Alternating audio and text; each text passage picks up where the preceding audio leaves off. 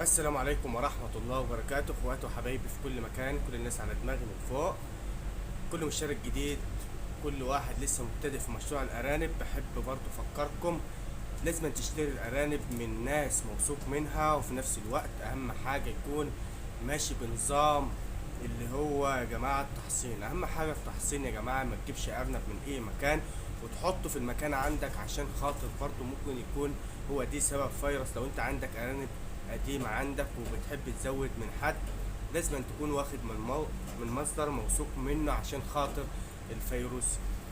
ولازم تمشي على مبادئ الفيروس عندك في قلب المزرعة عندك، تكون واخد على نظام التحصين اللي هو كل 6 شهور طبعا بتحصن فيروسي. كل واحدة بتاخد سنتي تحت الجلد.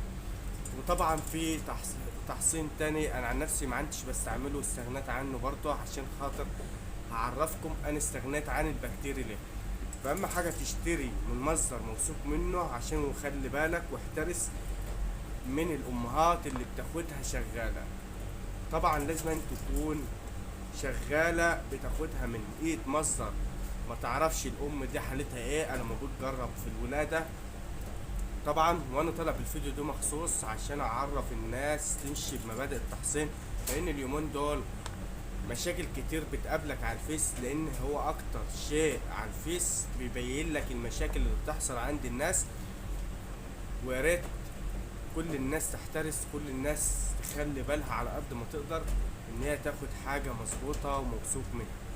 والسلام عليكم ورحمة الله وبركاته. ما تنسيش اخوكم في اللايك، ويا ريت لو انت اول مرة تشوفنا ما تنساش تشترك في القناة، واحنا هنسيب لكم الرقم في الوصف، واللي عايز اي حاجة احنا تحت امره، واحنا تحت امر الجميع.